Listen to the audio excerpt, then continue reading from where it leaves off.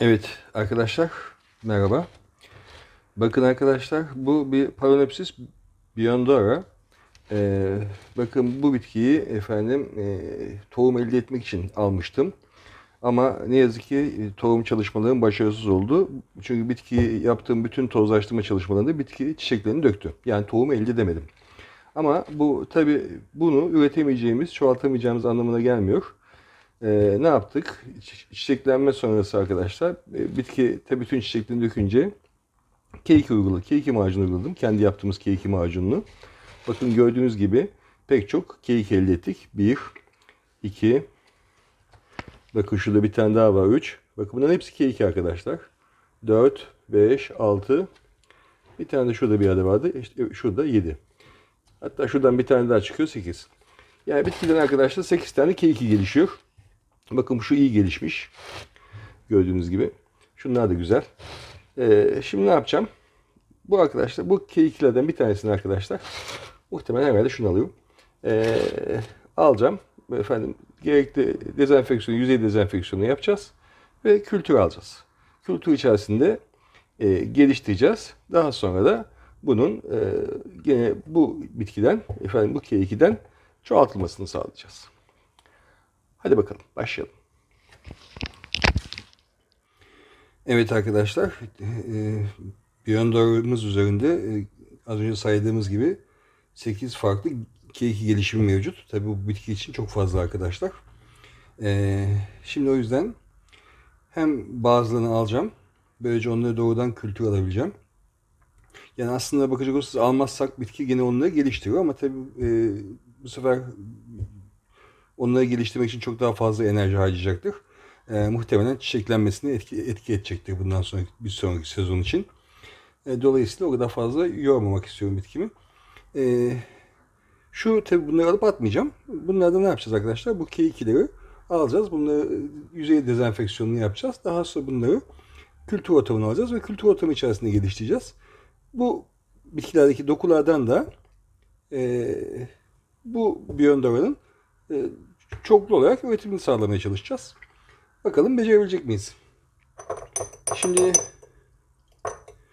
K2'lerimizi bitkiden ayırmadan önce kullanacağımız ekipmanı alkolle iyice temizliyoruz arkadaşlar. Çünkü bitkimize virüs bulaştırmak istemeyiz. Hatta şöyle alevle bir steril edelim.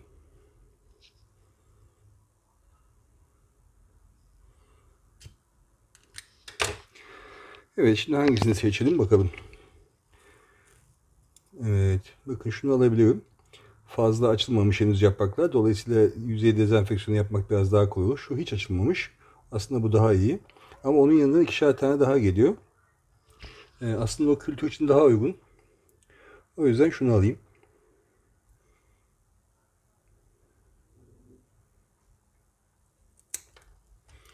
Evet, birincisini aldık.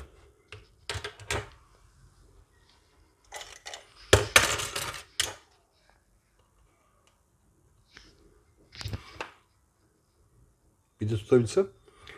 Bakın gördüğünüz gibi bunda 1, 2, 3 tane K2 gelişimi var arkadaşlar. Şimdi kültür içerisinde bu 3 gelişiminde devam etmesini umuyoruz.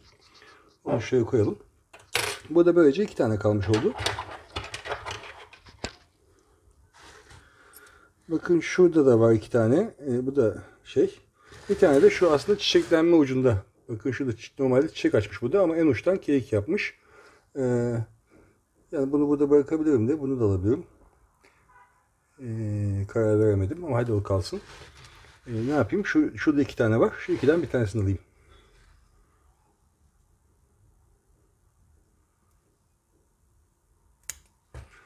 Evet, bunu da aldık.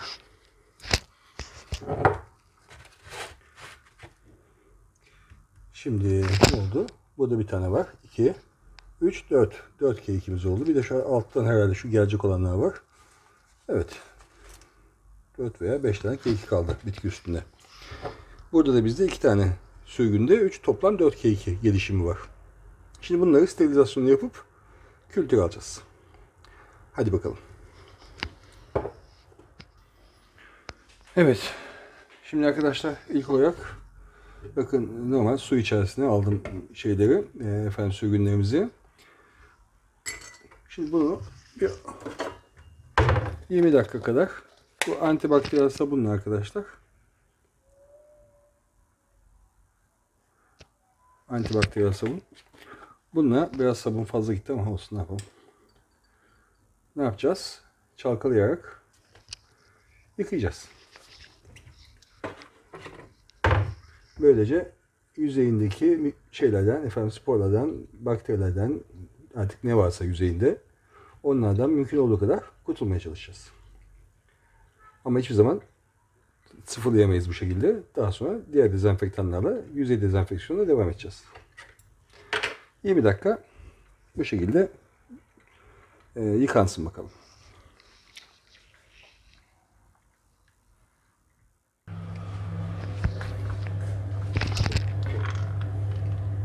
Evet, 20 dakika tamamlandı. Şimdi arkadaşlar bitkilerimizi bir durulayalım önce. Ondan sonra dezenfeksiyona devam edelim. Evet, şimdi arkadaşlar bir 10 dakika kadar durulayalım bunu.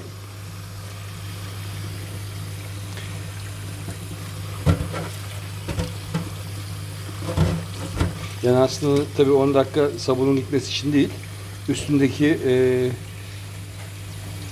bakteri tabakasında çözülüp akması için. Yani tabii sabun, deminki sabunun su banyosunda oldukça yumuşamıştır.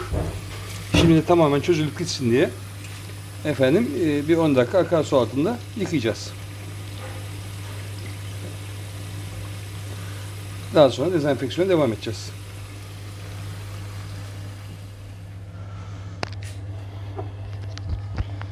Evet, durulama işlemimiz de tamamlandı. Şimdi daha küçük bir kavanoz alayım bunları.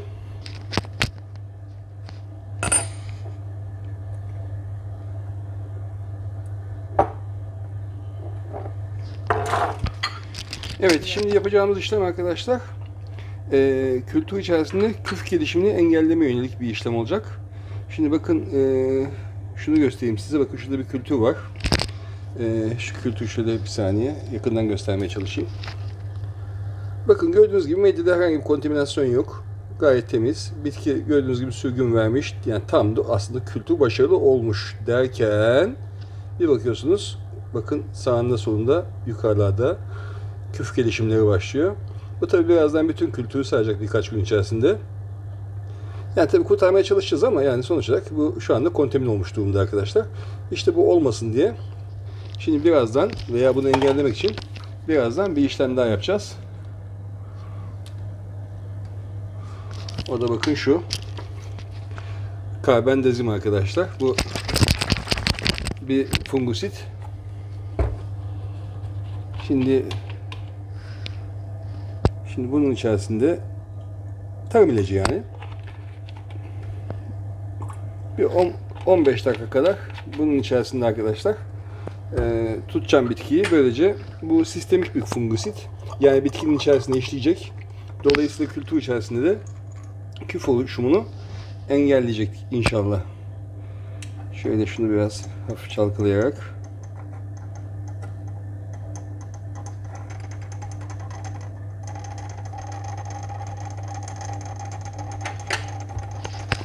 Evet, şimdi bir 10 dakika, 15 dakika karbendazim içerisinde fungusite tabi tutalım. Daha sonra sterilizasyona devam edeceğiz.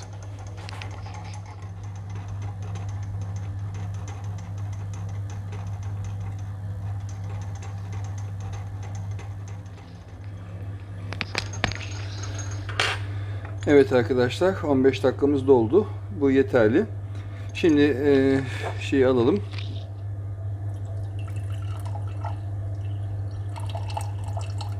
Süzelim.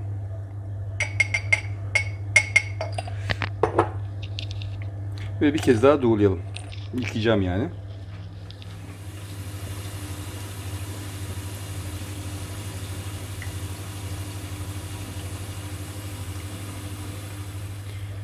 Evet. Şimdi arkadaşlar dezenfeksiyona başlayabiliriz artık, yüzey dezenfeksiyonuna.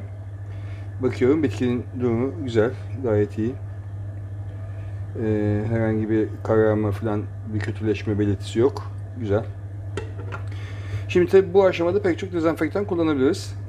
Farklı farklı dezenfektanlar. Ben şimdi arkadaşlar NaDCC kullanacağım. Şimdi bu kullandığım su steril su ama gerçi henüz ne bitki steril ne kavanoz steril. Ama olsun, su içerisinde en azından şey olmasın, kontaminant olmasın diye steril su kullandım. Evet, şimdi buna da arkadaşlar NaDCC kullanalım. 1.25 gram. Şöyle göstereyim. Bakın şunlar her bir 1/4 1.25 gram bunlar. Çünkü toplam 5 gram bunun bir tablet. Bu 25'ten biraz fazlaymış. Neyse, problem yok.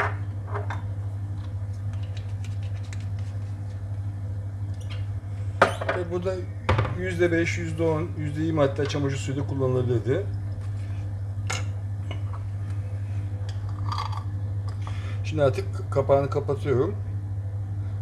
Çünkü artık bundan sonra açılmayacak. Ancak steril alan içerisinde açacağız.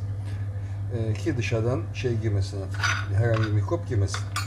Çünkü şu an itibaren dezenfeksiyon başlıyor artık.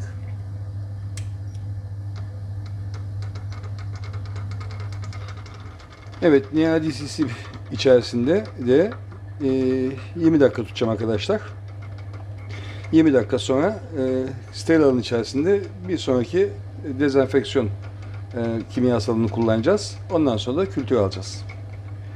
Evet, bu şimdi 20 dakika bu şekilde çalkalanarak yüzey dezenfeksiyonunu yapmaya çalışalım.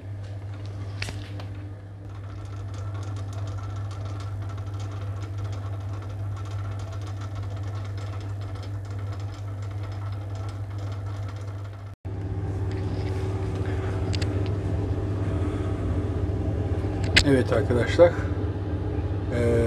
20 dakikalık NaDCC solüsyonu içerisindeki yüzey dezenfeksiyonumuz tamamlandı. Ama henüz bitmedi. Son bir aşama daha yapacağız. Şimdi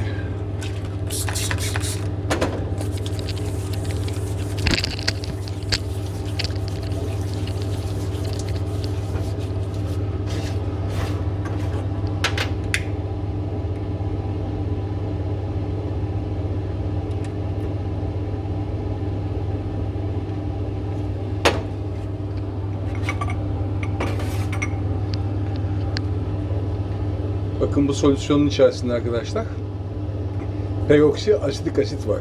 Yani nasıl yapıyoruz bunu? 4 ölçek %3'lük hidrojen peroksit, 1 ölçek beyaz sirke arkadaşlar. Bunları karıştırdığınız zaman peroksi asitik asit oluşuyor. Oldukça sert bir asittir. Yani cildinize falan zarar verebilir. Gerçi %6'ya kadar olan hidrojen peroksit de güvenli kullanılabilir ama daha yüksek oranlarda sakın kullanmayın. Sirkenin içerisinde asitik asit vardır arkadaşlar, beyaz sirkenin içerisinde. Hidrojen peroksitle reaksiyona girdiği zaman peroksi asitik asit oluşturur. Oldukça güçlü bir oksidandır. Yani dolayısıyla mikropları öldürme açısından şeyden bile daha güçlü arkadaşlar. Çamaşır suyundan yani klor bileşenlerinden bile daha güçlü sonuç veriyor. O yüzden şimdi son şeyi dezenfeksiyonu bunun içerisinde yapacağım ama bunu da çok fazla tutmayacağım.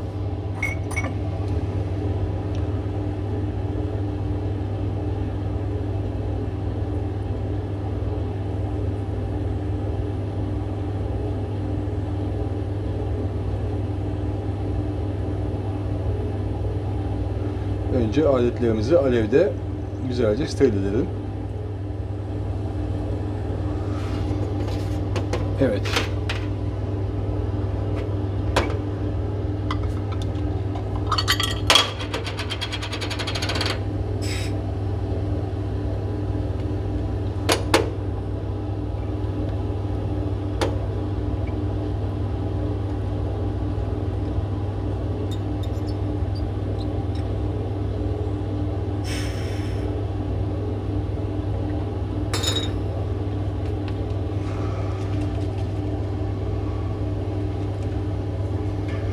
Onun içerisinde 2,5 dakika tutacağım. Şöyle bir de son derece teknolojik bir zamanlayıcım var.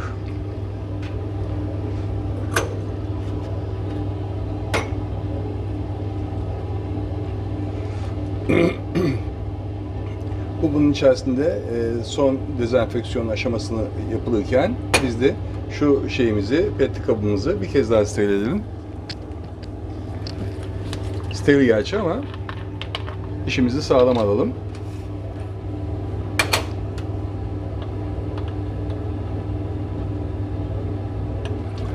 Hemen birkaç damla alkol,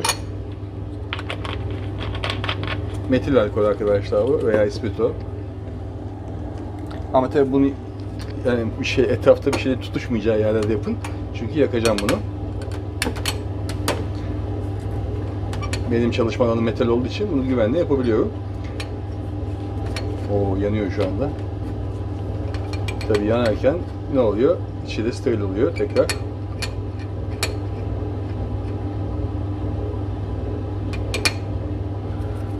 Isındı çok. Evet, hala yanıyor. Alkol alevi gözükmüyor arkadaşlar. Pek zayıf bir şeydir. Yani renksiz bir alev olduğu için gözükmez çok fazla.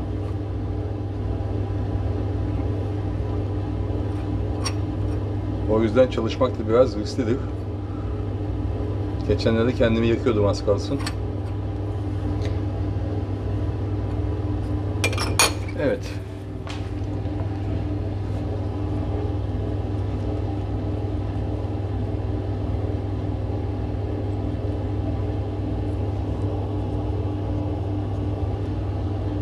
Bakın farkındaysanız bitkinin arkadaşlar dezenfektana değen kısmında beyazladı.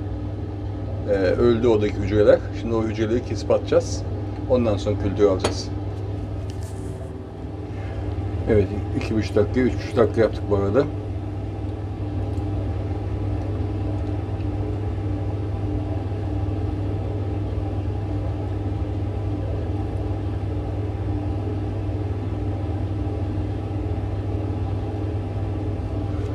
Evet.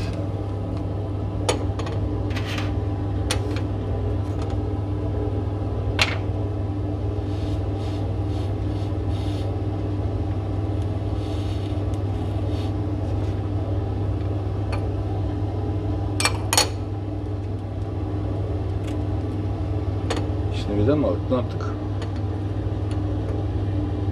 İkisini birden almışız.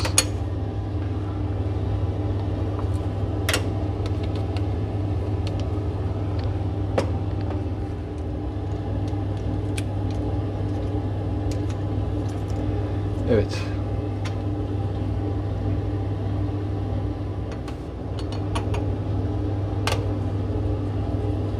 Şimdi yapacağım şey şu ölen dokuları bitkiden almak.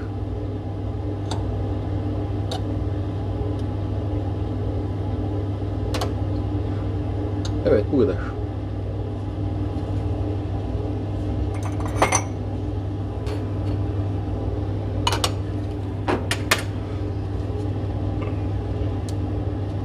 Şimdi kültürün içerisine ekim yapabiliriz.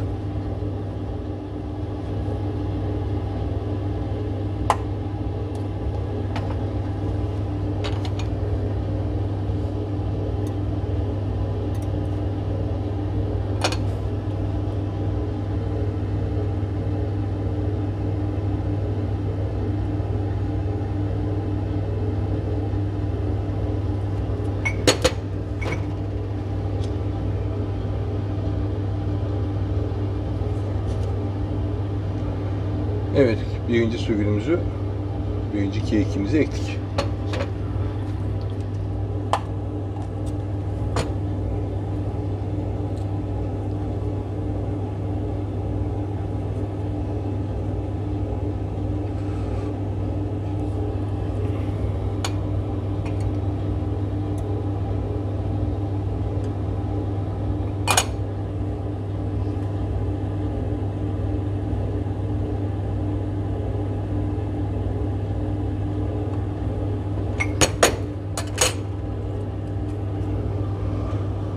Evet, ikinciyi de ektik. Böylece ekim işlemimiz tamamlandı. Şimdi kenarını saralım.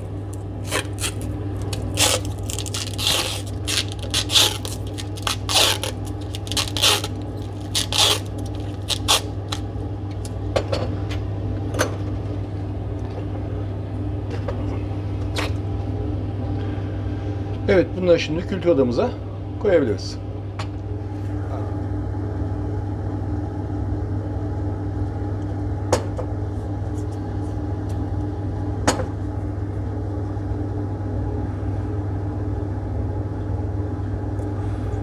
Evet, etiketlemesini yaptık.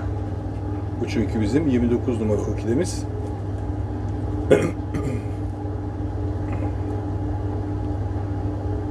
Evet, 29 numara orkideyi 29'a 9'da kültüre almış olduk. Evet.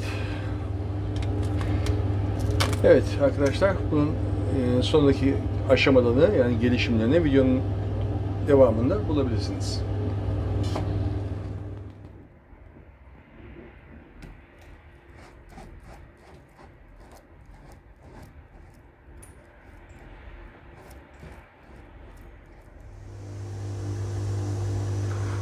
Evet arkadaşlar, bakın bu çalışmayı hatırlarsanız 29'a 9'da yapmıştık. 29 numaralı orkidemizi 29'a 9'da efendim K2'sine ayırarak kültüre almıştık.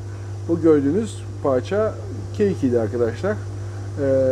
Biliyorsunuz zaten, izlediniz.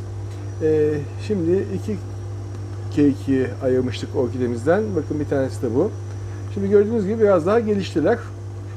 İlk aldığımızda bunun yaprakları açık değildi. Bakın yapraktan uzattılar, açtılar. Tam belli olmuyor tabii, kültürün, kavanozun buğulu olmasından dolayı.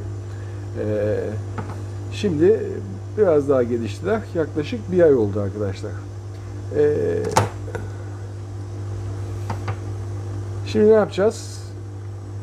Ama henüz daha istediğimiz şeye gelmedi, seviyeye gelmedi.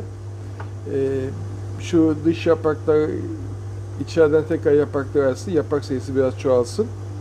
Ondan sonra bazı yapraklarını alacağım ve çoğaltma çalışmamıza devam edeceğiz. Ama şimdilik bu videoyu burada sonlandıracağım. Çünkü bundan sonraki çalışma ancak bir ay sonra olacak. Şimdilik bu kadar. Bizi takip etmeyi unutmayın. Kendinize iyi bakın. Hoşça kalın.